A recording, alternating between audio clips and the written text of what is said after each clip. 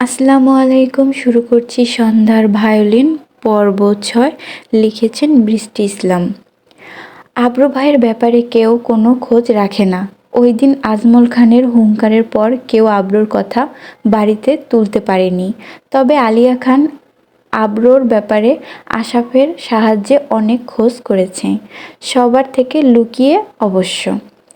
আজ উহু ভার্সিটি হতে সহপাঠীদের সাথে ট্যুরে যাবে, যার দরুন সুন্দর একটা নীল এবং সাদার মিশ্রণের চুড়িদার পরেছে উহু, সাথে ম্যাচিং করে হিজাব বেঁধেছে। উহু যখন নিজের কক্ষ থেকে বেরিয়ে সিঁড়ি দিয়ে নিচে নামছে, হাতে চুড়ি পরছে নীল রঙের রেশমি চুড়ি, তখনই ড্রয়িং এর করিডর থেকে উহুর কানে উচ্চ শব্দ ভেসে আসে। উহু পা বাড়িয়ে এগিয়ে সে পানে পৌঁছে দেখল ল্যান্ডলাইন নম্বরে কারো ফোন এসেছে। এটাই বেজে চলছে এতক্ষণ যাবৎ। উহু নিঃশ্বাস ফেলল, টেলিফোন হাতে তুলল। কল রিসিভ করে হ্যালো বলতেই ওপাশ থেকে কোনো অচেনা পুরুষালী কণ্ঠস্বর ভেসে আসলো। বিকেল ৫টা বাজে যেন। এয়ারপোর্টে আমার জন্য গাড়ি পৌঁছে যায়। আননন। উহু কিছুটা অবাক হলো, ঠোঁট বাঁকিয়ে প্রত্যুত্তর করল, আপনি ভুল নম্বরে ফোন করেছেন ভাইয়া। এটা কোনো ট্যাক্সি সেন্টার নয় যে আপনার জন্য এয়ারপোর্টে গাড়ি পৌঁছে দিবে। যত্ত সব। এই বলে উহু ফোনটা কেটে দিল। দাঁড়িয়ে না থেকে আরও দ্রুত খান মহল ত্যাগ করে বেরিয়ে গেল। কল কেটে দেওয়ার পরেও অবিরত ফোন এসেই চলেছে। অবশেষে নিহার আম্মু কিচেন থেকে বেরিয়ে আসলেন। কলটা উঠালেন। তিনি আওয়াজ করলেন, হ্যালো কে? আমি আব্রু। আবরার খান আব্রু। নিহার আম্মু আর কিছু বুঝতে বাকি রইল না। তিনি চটজলদি করে মহলের বাহিরে এলেন। ড্রাইভারকে বলে রাখলেন বিকেল 4টার ভেতরে যেন গাড়ি এয়ারপোর্টে পৌঁছে যায়, এবং সবাইকে ডাকতে লাগলেন চেঁচিয়ে। মহলে অবশ্য বড় কর্তারা নেই, ছোটজন আছেন, মানে উহুর বাবা। বাকি দুজন বিজনেসের কাজে চট্টগ্রামে এবং অপরজন দেশের বাইরে রয়েছে। আব্রুর কথা শুনতেই আলিয়া খান খুশিতে দিশেহারা হয়ে গেলেন, এবং আব্রু মহলে ফিরলে তিনি আর আব্রুকে দূরে যেতে দেবেন না। বিকেল 5টা 37। ধূসর রঙের ফুলহাতা শার্ট এবং তার উপরে কালো রঙের ব্লেজার পরা, কালো প্যান্ট ইন করা, চোখে কালো সানগ্লাস, হাতে চকচক করছে ব্র্যান্ডের ওয়াচ, আন্ডারকাটিং চুলগুলো ভিড় জমিয়েছে কপালে। এই লুকে যদি উহু আব্রুকে দেখত, তাহলে সেখানেই নিশ্চিত জ্ঞান হারিয়ে ফেলত। আব্রুকে দেখে আলিয়া খান দৌড়ে গিয়ে ছেলেকে জাপটে ধরলেন। এতদিন পর ছেলেকে দেখে কান্নায় ভেঙে পড়লেন। কিসের রাগ আর কিসের অভিমান? আব্রু তার মাকে জড়িয়ে ধরে শান্ত করতে লাগলো। আব্রু ভীষণ খারাপ লাগছিল এতদিন পরে সবাইকে কাছে পেয়ে। আব্রু খানমহলে প্রবেশ করলো। অন্দরমহলে প্রবেশ করে কাঠের সোফাতে গিয়ে বসল। আব্রুর আম্মিজান আব্রুর জন্য কফি বানিয়ে নিয়ে আসলেন। আব্রু আবার চা পছন্দ করে না। আব্রু কফি খেতে খেতে প্রথমেই নিহার মাকে উদ্দেশ্য করে প্রশ্ন ছুড়লেন, কাকিমা, তোমার আগে ফোনটা কে রিসিভ করেছিল? মনে হয় উহু রিসিভ করেছিল। আব্রু চোয়াল খিঁচল আড়ালে। উহু এখন কোথায়? এই প্রথম আব্রু উহুর নাম নিল। জবাব আসলো, উহু তো মহলে নেই, ভার্সিটিতে গিয়েছে। কেন, কি হয়েছে? আব্রু সংক্ষিপ্ত জবাব করল, না কিছু না। আব্রু আর কথা না বাড়িয়ে বাড়ির সবার সাথে টুকটাক কথা বলে নিজের রুমে আসলো। সঙ্গে আসলেন আলিয়া খান। আব্রু ভাই এতদিন কোথায় ছিল? কেন বাড়ি থেকে ওই দিন চলে গিয়েছিল? কাউকে না বলে এই বিষয়ে কেউ কোনো প্রশ্ন করল না। সন্ধ্যা 8টা 30। ট্যুর থেকে মহলে ফিরেছে উহু। জার্নি করায় উহুকে ক্লান্ত লাগছে বেশ। উহু সিঁড়ি দিয়ে উপরে উঠছে দোতলায়। ওঠার সময় উহুর আম্মি বলে উঠল নিচতলা হতে, কিরে, অনেক ক্লান্ত হয়ে গেছিস নাকি? চা করে দিব? আর শোন একটা কথা। উহু তার মায়ের পুরো কথা না শুনে মাঝখানে কথা থামিয়ে দিল, আওড়ালো, আমি এখন কিছু শুনতে পারবো না আম্মি, খুব ক্লান্ত লাগছে। চা করে দিতে হবে না, আমি এখন রেস্ট নিব একটু। যদি ডিনার করতে না আসি তাহলে প্লিজ ডাক দিও না, প্লিজ আম্মি।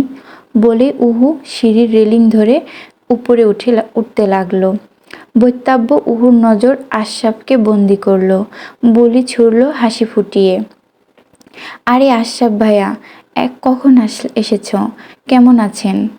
আশরাফ প্রত্যুত্তরে হাসল, জবাব দিল, এই তো আলহামদুলিল্লাহ ভালো আছি। তুই কেমন আছিস? তোর পড়াশোনার কি খবর? এই তো আলহামদুলিল্লাহ ভালো। আচ্ছা পরে কথা বলবো, এখন আসছি ভাইয়া। বলে উহু নিজের কক্ষের অন্দরে প্রবেশ করলো। ও এখনো জানে না আব্রু লন্ডন থেকে মহলে ফিরেছে। রুমে গিয়ে কাঁধ থেকে ব্যাগটা ফেলে দিয়ে শার্টটা শটাং করে পালঙ্কে শুয়ে পড়ল। পরনের পোশাকও পরিবর্তন করল না। রাত 10টা, খানমহল। আলিয়া খান আব্রোকে ডেকে ঘুম থেকে তুললেন ডিনার করার জন্য। আব্রোও ফ্রেশ হয়ে নিচে চলে যায়। গিয়ে দেখে আশরাফ এসেছে। আশরাফের সাথে অনেকক্ষণ কথা বলে। সবাই ডিনার করতে বসে যায়। তখন অনুপস্থিত ছিল উহু। আব্রো দেখল উহুর আব্বু আসছে। আব্রো তার ছোট কাকাকে সালাম দিল। আসসালামু আলাইকুম কাকা, কেমন আছেন? আশরাফ খান জবাব করলেন গম্ভীর কণ্ঠে, ওয়ালাইকুম আসসালাম, আলহামদুলিল্লাহ ভালো আছি। তুমি কেমন আছো? অভিমান চেপে ধরে আব্রো সেটা বুঝতে পারল ক্ষণিকের। আলহামদুলিল্লাহ ভালো আছি, বসুন একসাথে ডিনার করি। আশফাক খান একটা চেয়ার টেনে বসে পড়ল। আব্রো আর আশফাক খান টুকটাক কথা বলতে লাগলো ভোজনশালায় বসে। অতঃপর খাবার খেয়ে রুমে চলে গেল আব্রো। রুমে গিয়ে কতক্ষণ আশরাফের সাথে কথা বলল। রাত 1টা দিকে উহুর ঘুম ভেঙে যায়। উহু নিচে গেল, গিয়ে দেখলো কেউ নেই। সমস্ত লাইট অফ করে সবাই ঘুমাচ্ছে। উহু একটা দীর্ঘশ্বাস ছাড়ে আস্তে আস্তে হাঁটা ধরল ছাদের দিকে। এখন ঘুমাতেও পারবে না, বোরিং লাগছিল। কেউ জেগেও নেই যে কথা বলবে। ছাদে উঠল উহু, পরখ করল ছাদের কর্নিশে কেউ দাঁড়িয়ে আছে। তার অবয়ব দেখা যাচ্ছে না, তবে সে যে স্মোক করছে সেটা হাওয়ায় মিশে যাওয়া ধোঁয়ার কারণে বোঝা যাচ্ছে। লোকটির ডান হাতে সিগারেট, ক্ষুদ্র ক্ষুদ্র লাল ফুলিঙ্গ রাতের অন্ধকারে জ্বলজ্বল করছে। উহু ভাবল এটা আর কেউ না, আশরাফ। আশরাফ ভাইয়া সিগারেট টানছে, যার দরুন হাতে নাতে ধরতে গুটি গুটি পায়ে নৈশব্দে সামনে আগালো। উহু অবয়বটির থেকে আর কিছু স্থানের দূরত্ব। যখনই ওই উহু ভাইয়া বলে চিল্লায়ে উঠবে, বৈতব্য সামনে থেকে অবয়বটি হঠাৎ পিছন ফিরে তাকায়। মুহূর্তের জন্য সময় যেন থমকে দাঁড়ায়। এক পলক দুজোড়া চোখ আটকে যায় একে অপরের গভীরতায়। সেই চোখের মাঝখানে তখন সিগারেটের ধোঁয়ায় এক স্বচ্ছ দেয়াল তুলে দেয়। দুই ওষ্ঠের ফাঁকা দিয়ে ছড়িয়ে পড়া ধোঁয়ার রেখা বিভাজন টেনে দেয় অতীত আর বর্তমানের মাঝে, বাস্তব আর কল্পনার অন্তরালে। দুজনই স্তব্ধ। দুজনের বুকের গভীরে ধুক ধুক শব্দ ক্রমশ তীব্র থেকে তীব্র হচ্ছে। বিশ্ব থেমে যায়, শহরের কোলাহল স্তব্ধ হয়, রাতের আকাশের পাখিরাও উঠতে ভুলে যায় হয়তো এই মুহূর্তে। উহুর হৃদয়ের অনুরণিত হয় অজস্র স্পন্দন। বক্ষস্থলে শিরশির কাঁপুনি নেমে আসে। পাঁজরের ভেতর হঠাৎ করে ভূমিকম্প জন্ম নেয়। এই কাকে দেখছে উহু? যাকে এতদিন ধরে কেবল কল্পনায় রেখেছে, যার প্রতিচ্ছবিতে মস্তিষ্কের প্রতিটা কোষ বিভ্রান্ত হয়ে পড়েছিল, যার চোখে তাকিয়ে হাজারটা প্রশ্ন করতে চেয়েছিল, যার চেহারায় সৌন্দর্যের এক অনির্বচনীয় ভাষা ছিল, আজ হঠাৎ করেই তাকে তো দেখেছে উহু সামনাসামনি। এদিকে আব্রো চোখের সামনে সেই চন্দ্রবালা দাঁড়িয়ে, অথচ মুখে কোনো শব্দ নেই, ঠোঁটে কেবল সিগারেটের ধোঁয়ার রেখা। আর সেই ধোঁয়ার আড়ালে উহুর মনে জেগে ওঠে অজস্র অনুভূতির ঢেউ।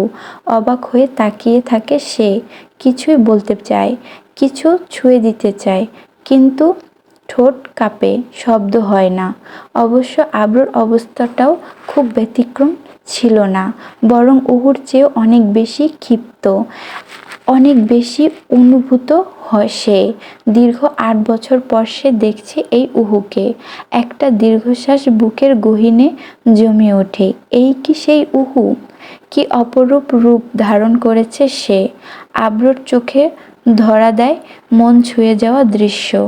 নীলচে চুড়িদার পরে দাঁড়িয়ে আছে উহু। শরতের দমকা হাওয়ায় তার গলার ওড়না খেলা করছে। কাঁধ পর্যন্ত নামা ছোট ছোট চুলগুলো বাতাসে উড়ছে বারবার। চোখের সাদা মণি আজও ঠিক আগের মতোই গভীর, নিষ্পাপ। ধবধবে ফর্সা মুখে নাকের ডগায় ছোট এক তিল। ওষ্ঠজোড়া নরম, কাঁপছে। চোখের পাপড়িগুলো ঘন হয়ে উঠেছে। আব্র অনুভব করে এই মেয়েটার এক চাহনিতে পৃথিবীর যেকোনো পুরুষ বিভোর হয়ে পড়তে পারে। তবুও এই উহু যেন অন্য কেউ আজ। এই উহু হয়তো আর চেনে না তাকে, অথচ সে জানে। সে তো আব্রর হৃদয়ের প্রতিটা কোণায় আজও গেঁথে আছে। এই ভাবনা বুকের ভিতরেই ঝড় তোলে। হঠাৎই আব্র চমকে ওঠে। চোখ তুলে দেখে তার সামনে কেউ নেই। উহু নেই। কোথায় গেল? হয়তো উহু ছিল, হয়তো শুধু এক মরীচিকা ছিল সে, হয়তো বাস্তব, হয়তো স্মৃতির ধোঁয়া। শুধু বাতাসে এখনো ঘুরে বেড়ায় সিগারেটের শেষ ধোঁয়াগুলো।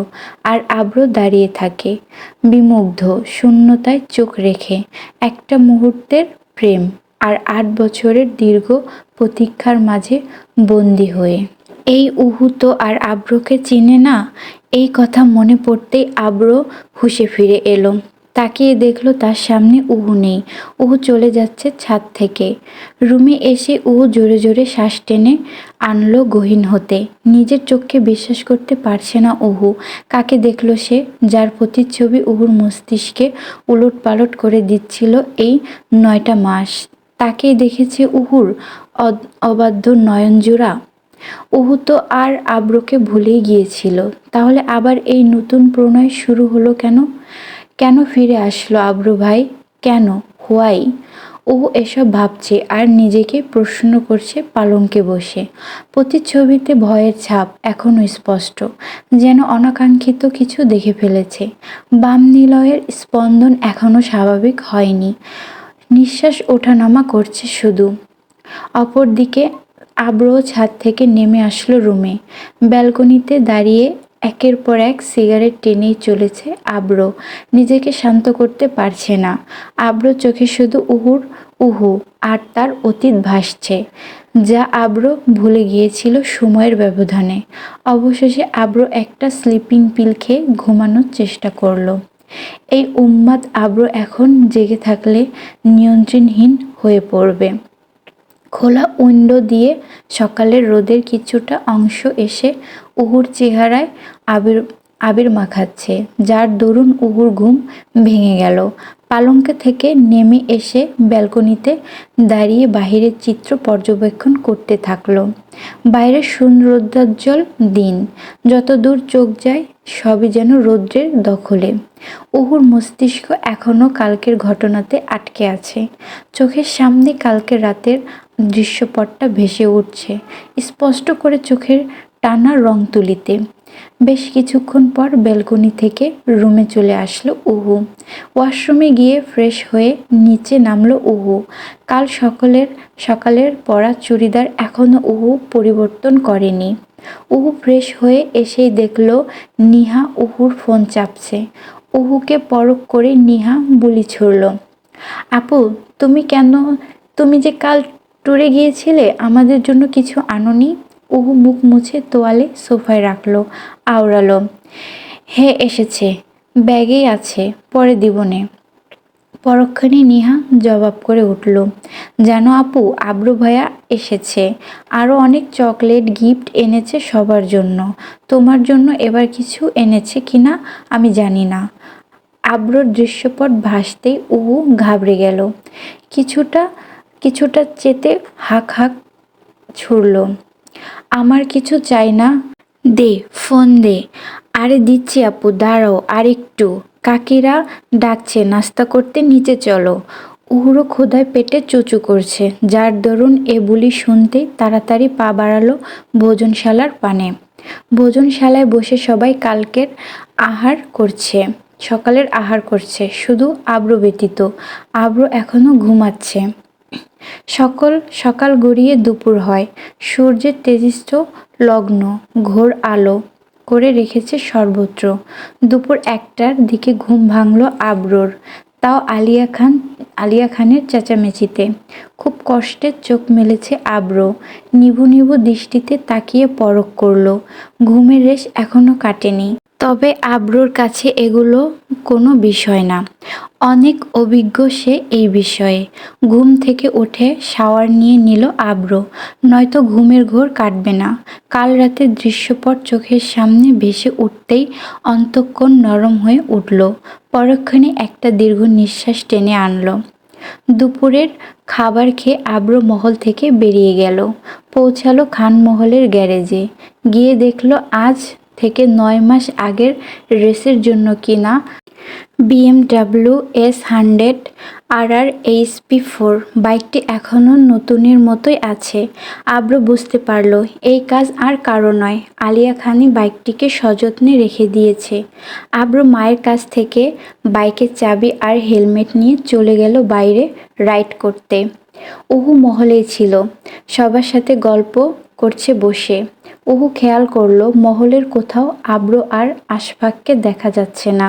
সরাসরি আব্রর কথা তো আর জিজ্ঞাসা করতে পারবে না, যার দরুন ঘুরিয়ে পেঁচিয়ে জিজ্ঞাসা করল, আচ্ছা কাকিয়া, আশাফ ভাই কোথায়? সকাল হয়েছে, সকাল হওয়ার পর থেকে দেখতে তো পেলাম না। নিহার মায়ের জবাব আসলো, আশাফ তাদের অফিসে চলে গিয়েছে দরকারে। এইটুকু বলেই থামল। আব্রোর কথা জিজ্ঞাসা করার আর সাহস কুলোয়নি মুখ ফুটে। দুপুর পেরিয়ে বিকেল ঘনিয়ে আসে। অহু তৈরি হয়, নিজের কক্ষ থেকে প্রস্থান ঘটায় কোচিং যাওয়ার উদ্দেশ্যে। পরক্ষণে অহু দোতলা থেকে কাঠের রেলিং ধরে সিঁড়ি বেয়ে নিচে নামছে। হঠাৎ অহুর দৃষ্টি রুদ্ধ হলো। পরখ করল অহুর বেসামাল নয়নজোড়া। কোথা থেকে যেন আব্রর উৎপত্তি ঘটল। আব্র বাইরে থেকে আসছে মহলে। পরনে তার অফ হোয়াইট রঙের হাফ হাতার টি-শার্ট আর ট্রাউজার। শরীরের কিঞ্চিত ঘামের আবির্ভাব। কপালের সামনে আন্ডারকাটিং চুলগুলো ঘেমে লেপ্টে রয়েছে কিঞ্চিত। হেলমেট পরে বাইক চালানোর জন্য এরূপ দশা। হাতে ঝুলছে হেলমেট আর চাবির রিং। মৃদু আওয়াজের শিস বাজিয়ে চলছে ওষ্ঠর ফাঁকে। আব্রকে দেখে উহু ইতস্ত বোধ করল, শুকনো ঢোক গিলল। কাল রাতের দৃশ্য মস্তিষ্কে হানা দিল মুহূর্তেই। বক্ষে কিঞ্চিত ঝড় বয়ে যাচ্ছে। উহু সিঁড়ি বেয়ে নিচে নামছে, আব্র সিঁড়ি বেয়ে উপরে উঠছে, তবু দুপ্রান্ত ধরে। দুজনের চোখ চোখাচোখি, পরে দুজন দৃষ্টি সংযত করে নিচে তাকালো। ঘন ঘন নিঃশ্বাসের পরিমাণ বাড়ল।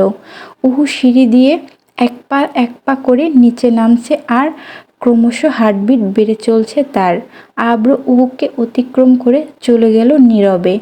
কেউই কোনো কথা বলল না।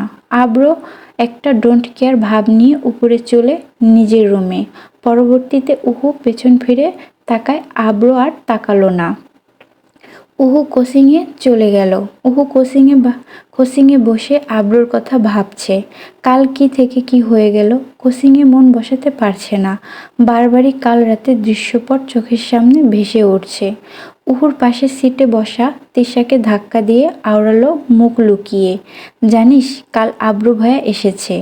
উহুর কথা শুনে পারুল চমকে উঠল, ভুরু কুঁচকে বলল, কি বলছিস তুই, সত্যি নাকি? আরে হ্যাঁ সত্যি, কালকে ট্যুর থেকে মহলে ফিরে দেখি উনি এসেছে। পারো প্রশ্ন ছুড়ল, উনি কাউকে কাউকে কাউকে না বলে চলে গিয়েছিল না কেন রে হঠাৎ? ওহু ভাবুক নয়নে তাকিয়ে বলল ঠোঁট উল্টিয়ে, ওটা তো আমি জানি না। পারো মাথা দুলালো, এপাশ ওপাশ বুলি ছুড়ল। ও আচ্ছা ঠিক আছে, তাহলে জেনে আমাকে বলিস। এখন ক্লাসে মনোযোগ দে, নয়তো টিচার পটর পটর করতে দেখলে দাঁড় করিয়ে রাখবে। উহু মাথা নাড়িয়ে সম্মতি জানালো। কোচিং থেকে আসার সময় উহু পারুলের সাথে একটু মার্কেটে গিয়েছিল কিছু প্রয়োজনীয় জিনিস কিনতে। ফিরতে ফিরতে মাগরিবের আজান দিয়ে দিল। উহু মহলে পৌঁছে দেখল তানহা মিস চলে এসেছে।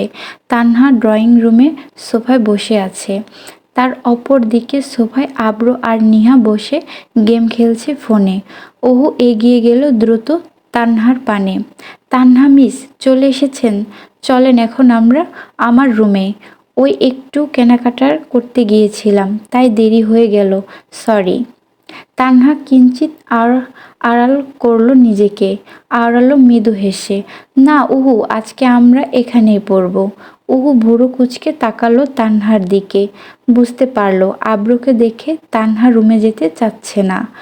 এ আলপ এ আলাপনা আব্র আবারও উহুর দিকে তাকালো না। আব্র আর নিহা সামনে থাকায় উহু কিছু বলতেও পারল না। এই বেহেয়া কাণ্ড দেখে উহুর ভীষণ গা জ্বলছে। তাই উহু বাধ্য হয়ে সোফায় বসে পড়ল নাক ছিটকে। উহু সোফায় বসতেই হঠাৎ আব্র সোফা ছেড়ে উঠে দাঁড়ালো, পা বাড়িয়ে চলে গেল অন্দরমহল হতে বাহিরে। আব্র চলে যাওয়ায় উহু মনে মনে খুশি হয়েছে, কিছুটা রাগান্বিত হয়েছে। উহু ভাবছে, যদি যাওয়ার ছিল আমি বসার আগে গেলেন না কেন?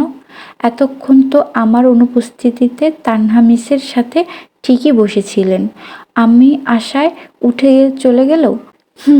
ভ্রুকুটি কুঁচকে প্রশ্ন ব্যক্ত করল। তানহা মিস, আপনি কখন এসেছেন? জবাব আসলো, তুমি আসার 2-1 মিনিট আগেই। তানহা যখন এসেছিল আব্র তখন নিহার সাথে গেম খেলছিল, যার দরুন তখন যদি আব্র উঠে চলে যেত তানহা বিষয়টিতে অন্য কিছু মনে করত, তাই আব্র ক্ষণিক অবিলম্ব স্থান ত্যাগ করেছে। রাতে সবাই বসে ডিনার করছে। আজ সবাই উপস্থিতি ছিল ডাইনিং টেবিলে, এমনকি আজমল খান ও আব্র দেশে ফিরেছে শুনে কাজ শেষ করে তাড়াতাড়ি বাড়িতে ফিরেছে চট্টগ্রাম থেকে। তবে আজমল খান আব্র ফিরে আসার ব্যাপারে কোনো কথাই বলেননি। আব্র ও আজমল খানের সাথে কোনো কথা বলেনি। নীরবে খাবার খেয়ে সবাই নীরবে চলে গেল যার যার শয়ন কক্ষে।